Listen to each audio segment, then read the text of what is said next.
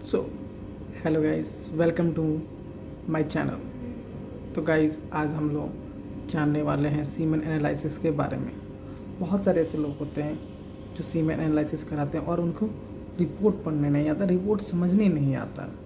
तो हम आज समझने वाले हैं कि हम लोग कैसे एक सीमेन एनालिसिस को, रिपोर्ट को जो रीड कर सकें, ठीक। और ये जितने भी जो ये पैरामीटर्स हैं, इनका मतलब क्या होता है, कैसे हम समझें कि रिपोर्ट नॉर्मल है कि एब नॉर्मल है, क्या दिक्कत है, ठीक है। तो इस वीडियो को अंत तक बने रहें और रिपोर्ट समझने की कोशिश करें। अगर आप पूरा वीडियो देखेंगे तो आप रिपोर्ट आसानी से समझ सकते हैं कि कैसे हम लोग रिपोर्ट देख सकते हैं। तो आइए चलिए गाइज स्टार्ट करते हैं, ठीक। तो हम देख रहे हैं ये एक पेशेंट का रिपोर्ट है, ठीक है। इसमें जो ये उसका रिज़ल्ट वैल्यूम्स हैं, ये कितना रिज़ल्ट आया है, ये उसके नॉर्मल से जो पैरामीटर्स और नॉर्मल रेंज और जो यूनिट्स है वो हैं, और ये हमारे जो पैरामीटर्स हैं, ठीक है।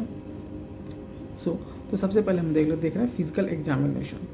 फिजिकल एग्जामिनेशन का मतलब होता है कि जो आपने सीमेंस दिया है, कंटेनर में आपने सीमेंस दिया होगा, तो वो कंटेनर में सीमेंस कितना, कैसा है, क्या है, उसी को हम लोग फिजिकल एग्जामिनेशन कहते हैं। तो फिजिकल मतलब जो भी उसमें है फिजिकल दिख रहा है, और एग्जामिनेशन मतलब उसको जो दिख रहा है उसको एग्जामिनेशन करना, ठीक।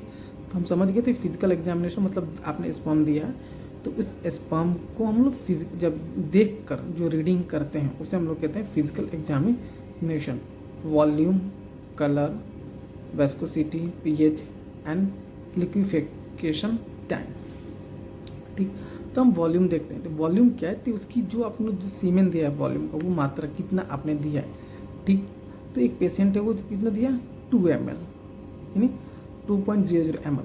अब क्या होता है कि आप इसे समझिए क्या होगा, कम ही दिया है, ज़्यादा दिया है, नहीं।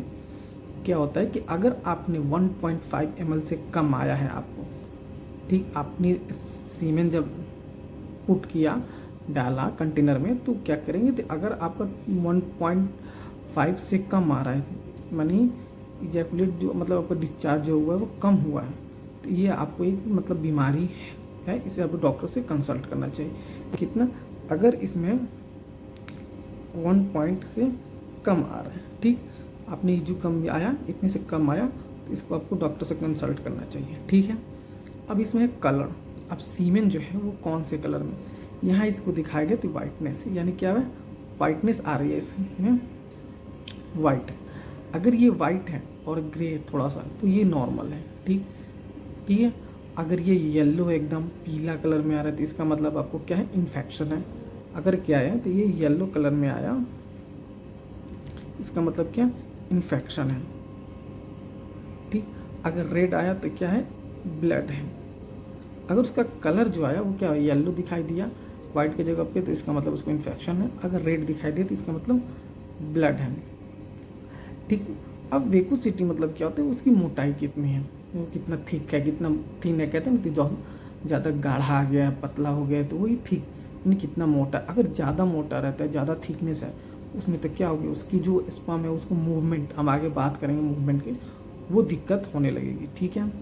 अब लिक्विफिकेशन टाइम मतलब, लिक्विफिकेशन टाइम मतलब क्या है कि एक स्पर्म को लिक्विड बनने में, लिक्विड पानी की तरह बनने में उसको कितना टाइम लगता है, ठीक। जो उसका नॉर्मल रेंज जो होता है वो 30 मिनट तक होता है। 30 मिनट के बाद वो क्या होगा, धीरे धीरे वो लिक्विड बन जाएगा, लिक्विड में बदल जाएगा, ठीक है।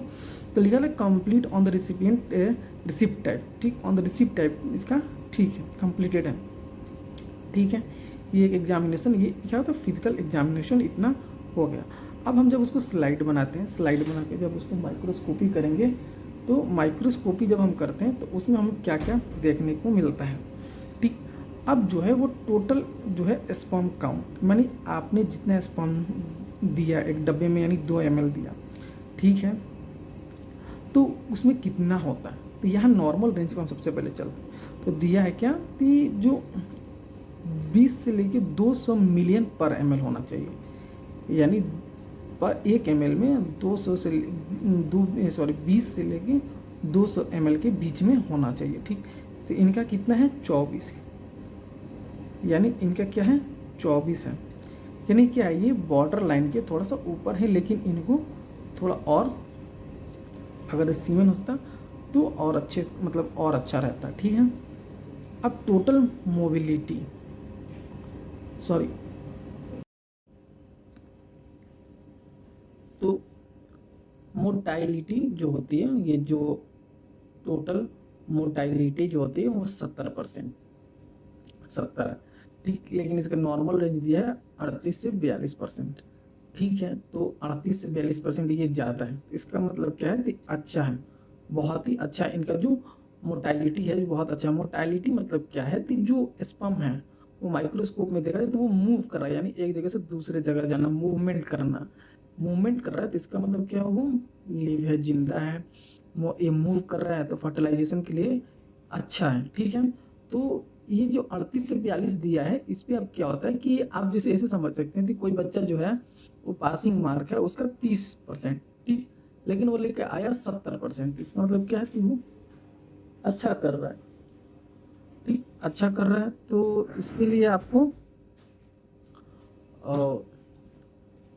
अच्छा है। फिर उसके बाद अब देख रहे हैं तो इसमें जो लिखा है एक्टिव मोटाइल, एक्टिव मोटाइल का जो है कितना, 65 है, ठीक। तो इसका मतलब क्या है कि जो माइक्रोस्कोप में दिया गया है तो जो मूवमेंट कर रहे हैं उसमें क्या है, एक्टिव, यानी एक्टिव जो है वो कितने, 65 है। 31 से 64 भी रहते हैं तो नॉर्मल रेंज इतना है, लेकिन इससे ज़्यादा इसका मतलब ये अच्छा है, ठीक है। अब जो ये 16 की मोटाइल है तो ये मतलब क्या है, तो ये जो क्या है, तो ये मूवमेंट कर रहे हैं लेकिन कम, इतना 5%, यानी एक्टिव 65 और 5 ये थे, यानी मूवमेंट जो चल रहा था टोटल पूरा जो चल रहा था वो 70 है, लेकिन जो एक्टिव है, ज़्यादा एक्टिव देखने को मिला वो 65 है, जो स्लो है वो 5% है, ठीक है। अब चल रहा है कि इसमें लिखा है कि नॉन मोटाइल, नॉन मोटाइल का मतलब ये होता है कि जो मूवमेंट नहीं कर रहे हैं, जो मूवमेंट नहीं कर रहे हैं, ठीक, वो हिल नहीं रहे हैं, वो एक जगह स्थिर पड़े हुए हैं, वो है कितने, 30%। तो 70 और 30 दोनों मिला क्या हो रहा है, 100%, ठीक है। इसका मतलब कि आपके 100% में 70% जो है वो क्या कर रहा है कि मूवमेंट कर रहा है, 30% जो है मूवमेंट नहीं कर रहा है, ठीक है। अब जो इसका होता है नॉर्मल फॉर्म जो होता है, नॉर्मल फॉर्म में कहा जाए तो फॉर्म का मतलब है कि रूप में, मतलब ठीक, अच्छे दो, उसका पूरा शेप शेप जो है वो नॉर्मल दिखाई दे रहा है 78%, ठीक है। और जो एबनॉर्मल मतलब जो उसका जो रूप है, जो शेप एंड साइज है, जो उसका स्ट्रक्चर है वो क्या 22% जो है एबनॉर्मल दिखाई दे रहा है। इसका मतलब ये है कि वो एबनॉर्मल दिख रहा है, ठीक है। अब उसके बाद क्या है कि पस सेल जो है, अब पस सेल जो है 8 से 10%, यानी जो आपका थी सीमेन स्लाइड बना है उसमें क्या है कि पस सेल दिखाई दे रहा है। इसका जो नॉर्मल रेंज है वो है आपका 0 to 3 HPF, ठीक है, HPF है, ठीक। तो इसमें क्या होता है कि ये जो पस सेल है तो इसमें क्या है, आपके जो यूरेथ्रा, योर टेस्टिस या फिर प्रोस्टेट ग्लैंड, ये सब क्या है, इनमें इन्फेक्शंस हैं। इसके लिए आपको क्या करना चाहिए, तो यूरोलॉजी जो डॉक्टर है उनसे कंसल्ट करना चाहिए, ठीक है, और उसको दिखाना चाहिए। जो आपको ये होता है प्रोस्टेट ग्लैंड्स जो होते हैं वो कॉमन होता है। अब इसमें आपको क्या होता है, साइन ऑफ सिम्टम दिखाई देंगे, पेशाब में जलन होना, ठीक है, बार बार यूरिन लगना, पेल्विक में पेन होना, जो साइन ऑफ सिम्टम दिखाई देगा उसके हिसाब से आप डॉक्टर से कंसल्ट करेंगे तो ये आपको अच्छे से मालूम हो जाएगा, ठीक। तो ये रहा ओवरऑल आपको एक सीमेन एनालिसिस, ठीक है। अगर वीडियो आपको अच्छी लगी हो तो लाइक करें, सब्सक्राइब करें, कमेंट करें। Thank you.